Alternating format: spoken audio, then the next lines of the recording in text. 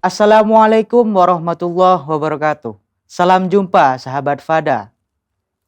Kembali bersama saya Ibra Alfan dalam Fada FM Reborn. Kita 30 menit ke depan akan bersama mengobrol santai tetapi penuh dengan makna dan juga nilai yang bisa kita dapatkan. Jadinya tetap di Fada FM Reborn.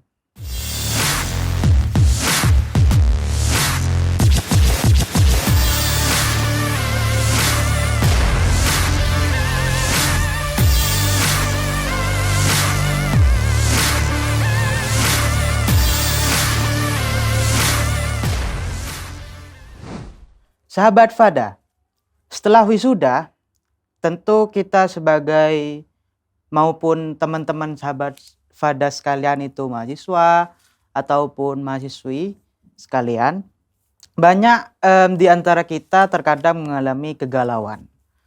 Ada mungkin yang kepikiran tentang apa yang dilakukan setelah kuliah, yaitu ingin kerja ataupun ingin menikah ataupun ingin lanjut lagi S2-nya. Ada juga yang langsung melaju dan juga ada yang masih tenang gitu. Jadinya untuk membantu kita dalam menambah wawasan kita mengenai apa saja yang akan kita lakukan atau apa hal saja yang bisa kita lakukan setelah lulus kuliah, kali ini pada talkshow di Fada FM kali ini kita sudah kedatangan narasumber dari Universitas Nurul Jadid sendiri, yaitu Bapak Muhammad Bahrul Ulum MPhil. Ya, bagaimana Pak kabarnya hari ini? Alhamdulillah sehat. Alhamdulillah ya.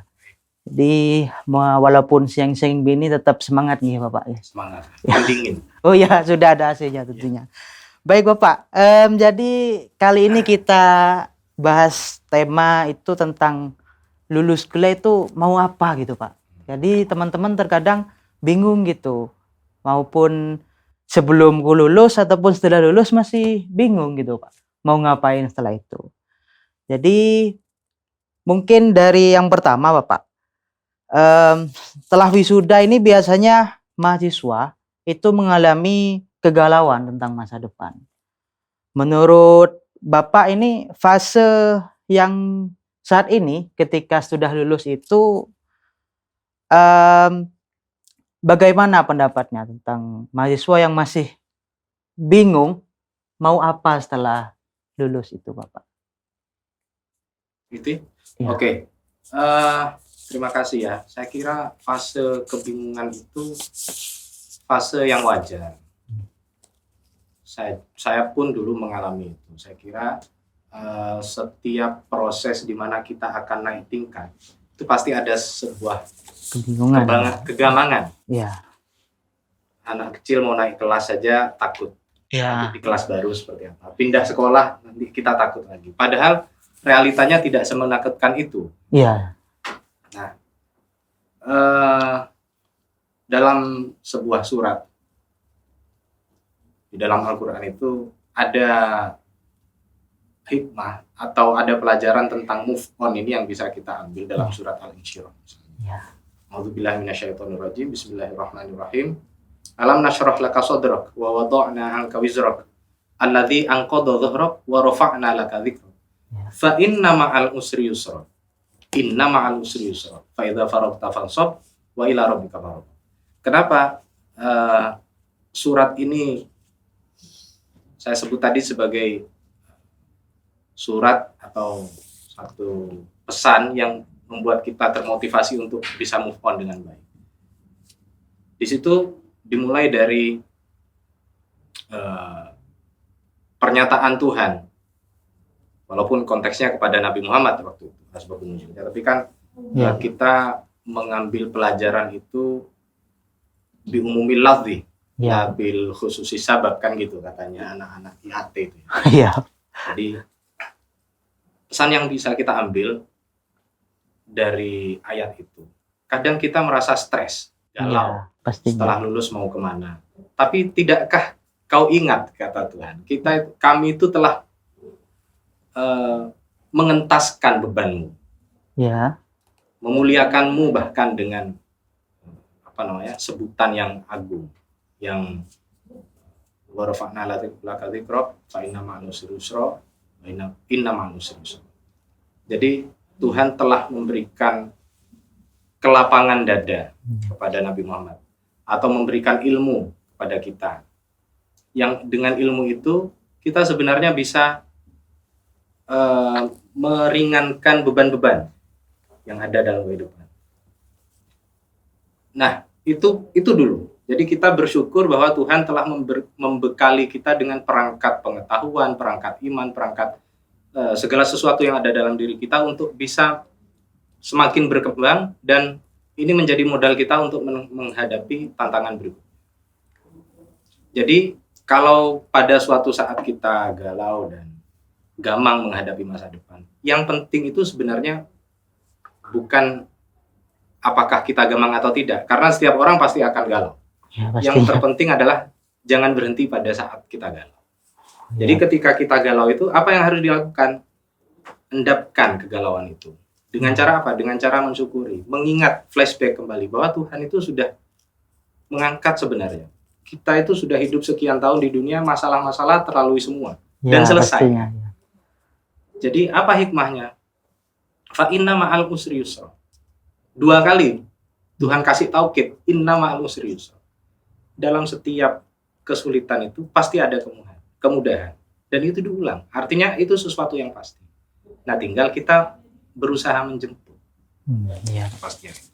Jadi dari Bapak Bahrul barusan, jadi kegalauan itu sebenarnya hal yang biasa, tetapi langkah apa yang harus kita lakukan setelah kita memikirkan atau galau? Apakah kita hanya diam di tempat itu atau melangkah ke depan agar kegalauan yang kita alami itu reda? Bukan gitu ya, Bapak? Ya.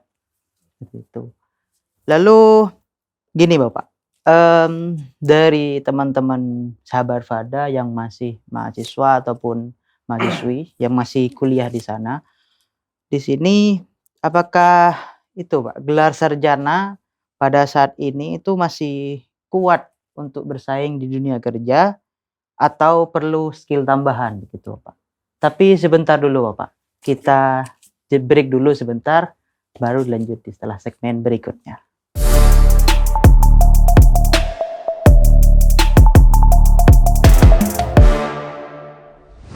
Baik, kembali lagi di Fada FM Reborn bersama saya Ibra Alvan. Melanjutkan talkshow kita pada kali ini. Jadi tadi sempat saya tanyakan, Bapak, untuk teman-teman sahabat Fada yang masih mahasiswa ataupun kuliah saat ini, itu terkadang masih menanyakan, Bapak, gelar sarjana itu masih cukup untuk bersaing gitu, Pak, di dunia kerja saat ini, atau masih perlu skill tambahan untuk kita nanti pas setelah lulus atau ingin melamar kerja begitu, Bapak? Oke, jadi menurut saya gelar saja mungkin tidak cukup. Apalagi hanya gelar ya. Ya. Skill tambahan pun juga tidak cukup. Jadi di era sekarang ini, apalagi kita tahu sekarang ini banyak sekali informasi yang masuk, Benar. banjir informasi, media sosial macam-macam. Kita perlu attitude in mind. Kalau kata William James itu, penemuan terbesar dalam abad ini, dalam era saya, kata William James, seorang filsuf Amerika di awal abad ke-20, itu bukan apa-apa. Tapi dia bilang penemuan terbesar itu adalah bahwa manusia bisa mengubah kehidupan mereka dengan cara mengubah sikap mentalnya atau sikap pikirannya. Maksud saya, percuma kita punya ijazah, percuma kita punya skill, tapi sikap mental kita tidak kuat ya, menghadapi tantangan zaman ini. Relevansinya dengan surat Al-Insyirah yang tadi kita perdengarkan, kita bacakan adalah bahwa tadi Allah sudah janjikan setiap kesulitan itu ada kemudahan. Ya, pasti. Artinya dengan janji Allah itu harusnya kita bisa tenang. Ya. Jadi tenang. Nah, sikap generasi sekarang ini kan mudah galau. Iya, Tuh, iya betul loh Pak. Gen Z apalagi Iya, dan seterusnya kita bisa banyak dapat literasi tentang betapa generasi saat ini atau ke depan juga rapuh mentalnya. Kerapuhan mental itu harus disikapi dengan apa? Ya belajar mengendalikan diri, belajar menenangkan diri. Kalau ada persoalan, ya galau nggak apa-apa, tapi jangan lama-lama kan. Iya. Jangan larut dalam kedalaman. Setelah itu apa? Setelah inamal usri yusra, fa idza faragta fansab wa ila rabbika farghab. Bukan setelah ada janji tentang kemudahan itu terus kita leha-leha. Iya. Kita ada janji, dapat janji bahwa kita akan dimudahkan. Tapi fa idza faragta fansab. Kalau sudah selesai dengan satu pekerjaan, lakukan pekerjaan lainnya, susul dengan aktivitas-aktivitas positif. Jadi kegalauan itu dihadapi dengan cara mensyukuri nikmat-nikmat Allah yang sudah diberikan kepada kita. Kemudian selanjutnya mensyukuri saja tidak cukup, harus diwujudkan, diejawantahkan rasa syukur itu dalam kegiatan-kegiatan positif. Nah, setelah berkegiatan positif, ya bentuknya bisa macam-macam saya kira ya. Banyak pastinya. Tidak perlu spesifik karena saya kira kita bisa memaknai itu. Tapi setelah itu wa ila rabbika farghab, kepada Tuhanmu kembalikanlah. Jadi ikhtiar kita itu kita lakukan, hasilnya kita serahkan kepada Tuhan. Supaya apa? Supaya kita itu tidak terbebani dengan proses yang kita lakukan. Ya. Sukses atau tidak. Nah, saya kira itu. Ya. Ya Pak, dari penjelasan Bapak barusan saya teringat dengan salah satu buku yang pernah saya baca Pak tentang filosofi teras. Jadi kita bisa mengkontrol apa yang kita bisa kontrol. Selebihnya yang tidak bisa kita kontrol itu kita bisa membiarkannya saja gitu. Dalam dunia filsafat ada stoicisme. Ya, stoisme Pak, ya itu baru saya ingat nama bukunya itu. Ada tokoh namanya Marcus Aurelius, ada Seneca. Kita kontrol saja apa yang bisa kita kendalikan dan lepaskan saja apa yang tidak bisa kontrol. Omongan tetangga, komentar netizen itu kan bukan sesuatu yang harus kita pedulikan sebenarnya. Kita tidak bisa mengontrol lah gitu Bapak. Jadi itu ya udah biarin saja. Kata orang dulu, kafilah menggonggong anjing menggonggong, kafilah berlalu. Ya, betul lah Pak. Lalu Pak, di sini kita ini sering lihat banyak lulusan yang akhirnya tidak bisa bekerja sesuai jurusannya biasanya Pak. Ini sering terjadi. Lalu bagaimana cara kita menurut Bapak untuk menyikapi realita ini agar kita tetap produktif dan tidak merasa kita dulunya mengambil salah jurusan gitu Bapak? Salah jurusan itu kan cara yang keliru untuk menyikapi kehidupan yang sudah kadung terjadi. Iya benar sebenarnya. Ya ungkapan yang manusiawi, tapi kalau kita bicara substansi, sebenarnya kehidupan kita ini kan disusun dari banyak kesalahan-kesalahan yang entah kita sadari atau tidak. Ya pastinya. Salah milih jurusan, tapi kan untuk apa itu disesali? Artinya kalaupun kita pada saatnya nanti bekerja tidak pada jurusannya, jadi begini, kampus atau sekolah menyiapkan lulusannya untuk punya bekal pengetahuan dan skill yang cukup menghadapi dunia kerja, tentu punya spesialisasi. Tentunya. Anak KPI diajari skill komunikasi dan seterusnya. Ya. Tapi apakah nanti mereka harus jadi yang dipelajari di bidang komunikasi? Mungkin keterampilan dasar di situ, pengetahuan dasar di situ. Tapi kehidupan terlalu sempit untuk dibatasi hanya dengan satu dimensi itu. Bisa jadi juga. Nanti Anda misalnya suatu saat ketika pulang ke kampung, misalnya di Papua, yang di situ orang nggak paham komunikasi itu apa, taunya butuh sekolah, tiba-tiba Anda menjadi seorang guru atau menjadi seorang dai, siapa yang tahu? Dan itu saya kira bukan kesalahan. Itu saya kira mungkin pada suatu ketika kita merasa bisa memilih jalan hidup, tapi pada akhirnya jalan hidup yang memilih kita. Jadi jalan hidup yang memilih kita, tapi kita ngotot untuk Nah, memilih gitu ya Pak. Makanya kalau tadi kita sebut stoicisme itu ada konsep namanya amor fati. Ya. Amor fati itu kalau dalam rukun iman yang keenam kan kita wajib iman kepada qada dan qadar. Iya, benar. Takdir itu kita harus iman. Bukan hanya iman, tapi juga menerima. Menerima bahwa kita takdirnya begini, ya sudah, ini diri saya. Tapi ini bukan, amor fati itu bukan konsep tentang fatalisme ya. Bukan menyerah pasrah pada takdir, ya sudah saya ditakdirkan jadi orang bodoh, nggak usah belajar, toh saya belajar. Bukan. Amor fati itu konsep tentang mencintai keadaan kita dan terus berjuang dengan keadaan yang kita miliki. Ya, tentunya. Ya, baik Bapak. Sebentar dulu, ditahan dulu Bapak. Kita akan lanjut setelah jeda berikut ini. Tetap di Fada FM Reborn.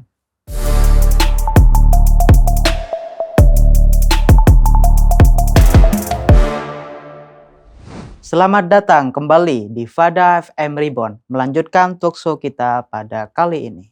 Baik Bapak, jadi tadi kan kita sudah mengevaluasi bahwasannya sebenarnya kita bukan salah jurusan itu Pak, tapi kita harus mencari cara kalau misalkan kita merasa salah di jurusan kita, langkah apa selanjutnya yang dilakukan gitu Bapak.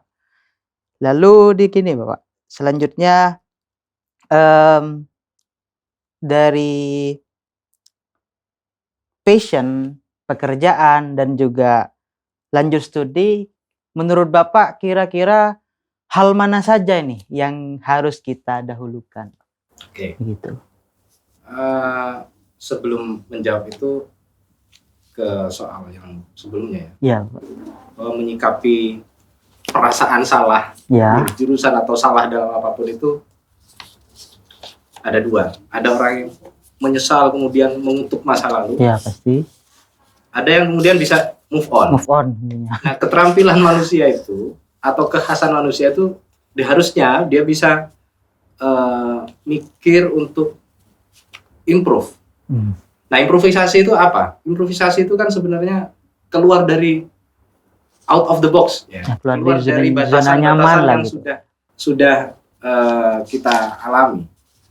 Jadi berpikir out of the box, melakukan improvisasi. Kalau kemarin ngerasa salah jurusan, sudah biarkan jurusan kita itu kan tetap ada gunanya atau kita belajar. Iya pastinya. Seperti yang tadi Anda bilang, what the next? Gitu. Ya. Selanjutnya apa?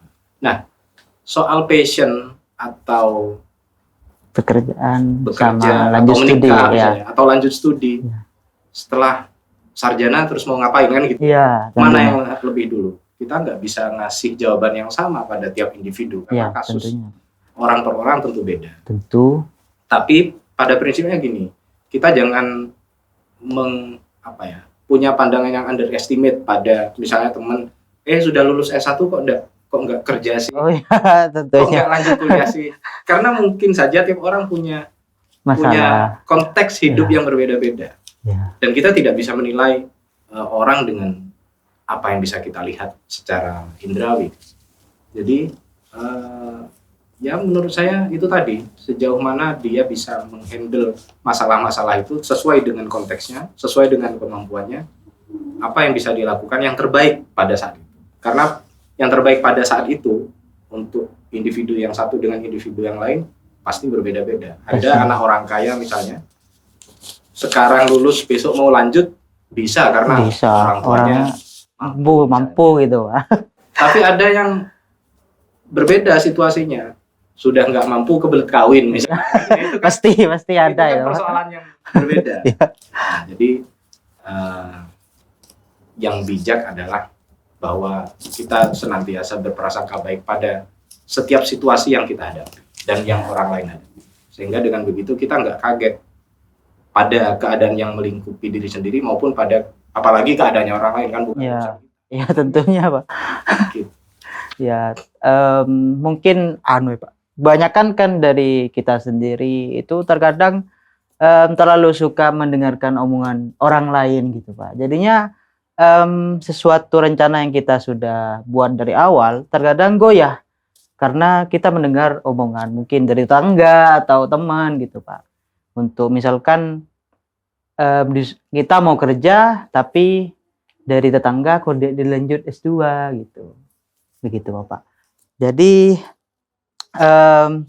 dilanjut dari barusan setelah dari passion pekerjaan lalu lanjut studi dari banyak lulusan ini Pak, maksudnya banyak dari lulusan kuliah itu terkadang tertekan gitu Pak. Tertekan karena membandingkan dirinya dengan pencapaian teman-temannya di media sosial. Lalu apa saran Bapak gitu agar mahasiswa ini itu bisa mempunyai mental yang lebih sehat dan realistis gitu Pak? Diet medsos. Ya, medsos Pak. Diet medsos. Diet hal-hal yang tidak perlu. Banyak sekarang itu kita mengkonsumsi hal-hal yang sebenarnya tidak kita butuhkan untuk menjamin keberlangsungan kehidupan. Apa itu yang tidak kita butuhkan? Gaya. Gaya hidup ya. Gaya hidup maksudnya. Kan kata orang-orang bijak itu hidup itu sederhana. Yang tidak sederhana itu kan gayanya kan. Pola hidupnya. Gayanya mahal itu gayanya. Hidup itu murah. Yang mahal itu yaitu tadi flexingnya. Iya, tentunya. Makanya sekarang saya kira gerakan untuk diet medsos, diet gadget, macam-macam itu sudah banyak dilakukan orang yang sadar akan bahayanya over information, over hal-hal yang itu kan sebenarnya sampah. Nah, masalahnya kita sendiri ini kan karena kepungan teknologi dan informasi itu memang ngerasa nyaman, akhirnya ngerasa nyaman dengan teknologi itu. Padahal ini juga menjadi ironi dari perkembangan teknologi. Semakin teknologi kita maju, itu di sisi lain semakin melemahkan kita. Ya, pasti Pak. Sudah banyak. Itu banyak. Dulu orang bisa silaturahim berkilo-kilo jauhnya hanya dengan jalan kaki atau naik sepeda. Sekarang kalau nggak ada mobil, karena ada Grab. Kalau nggak bisa nge-Grab, nggak ada, males silaturahim. Ada HP, orang dimudahkan silaturahim. Tapi dari sekian ribu kontak, berapa yang akrab? Berapa yang menjadi teman yang membantu kita saat kita susah? Bisa dihitung itu Pak. Iya, jadi itu dilema ya, menghadapi ironi. Tapi saya kira cara satu-satunya ya tidak bisa tidak diet. Puasa dari hal-hal yang tidak kita butuhkan, baik itu materi maupun informasi-informasi yang berkeliaran di keseharian. Jadi dapat disimpulkan teman-teman, diet bukan cuma tentang diet tubuh ya, tetapi diet untuk media sosial kita. Karena kita tidak bisa membatasi informasi yang sampai, tetapi kita bisa mencegah diri kita untuk mendietkan dari sosial media tersebut. Baik Bapak, sebelum lanjut ini Pak, tapi kita break dulu sebentar Bapak. Tetap di Fada FM Reborn dan jangan kemana-mana.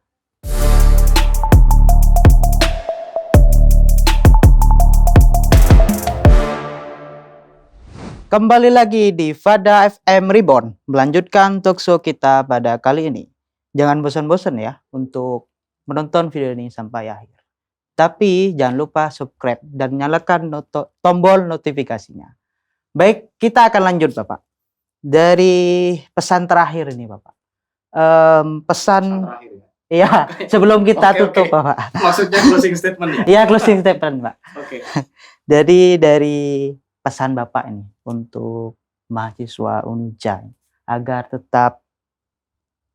tidak hanya lulus tapi juga siap untuk melangkah untuk setelah lulus menghadapi tantangan kehidupan setelah lulus itu Bapak. Untuk mahasiswa Unuja sendiri Bapak. Ya, khususnya untuk teman-teman di Unuja walaupun juga berlaku umum sebenarnya. Generasi kita ke depan. Saya kira tantangan kita terberat itu atau yang paling banyak kita alami dalam keseharian ini kan yaitu tadi banjir informasi yang tidak perlu, banjir sampah-sampah pengetahuan yang itu membuat pikiran kita kacau dan kita akhirnya lemah secara mental. Saya kira yang perlu diperhatikan adalah bagaimana kita bisa melewati itu dengan tetap tegar. Bukan. Ya kalau tegar ya pastinya. Maksudnya nggak perlu ikut arus orang-orang biasa flexing nggak usah, stay low aja. Stay low. Tetap low profile ya, kita apa adanya, sederhana saja. Karena dalam kesederhanaan itu kita bisa lebih menikmati hal-hal di tengah hiruk pikuk kehidupan itu, kita lebih bisa menghayati makna-makna yang berseliweran di kita. Tapi meskipun kita tidak ikut arus yang negatif itu tadi, kita harus bisa punya punya mental yang kuat, kemudian ikhtiar yang kuat juga untuk tetap mencapai target-target yang kita punya, kita cita-citakan. Jadi saya kira ya stay low, be a pro. Oh ya, baik. Artinya apa, Pak? Ya tetap rendah hati dan profesional. Oke, baik. Baik, ya ini obrolan kita ini dengan Bapak sangat membuka wawasan kita, Pak. Dan juga sahabat Fada sekalian yang sekarang ini menonton, Bapak. Dan mungkin sebelum itu kita masih belum mengetahui wawasan yang Bapak berikan, dan terima kasih untuk wawasan itu, Bapak. Jadi untuk sahabat Fada dimanapun Anda berada, tetap nantikan podcast talkshow Fada FM Reborn selanjutnya. Dan di sini saya Ibra Alfan bersama Bapak Bahrul Ulum. Sekian dari kami, pamit undur diri. Assalamualaikum warahmatullahi wabarakatuh.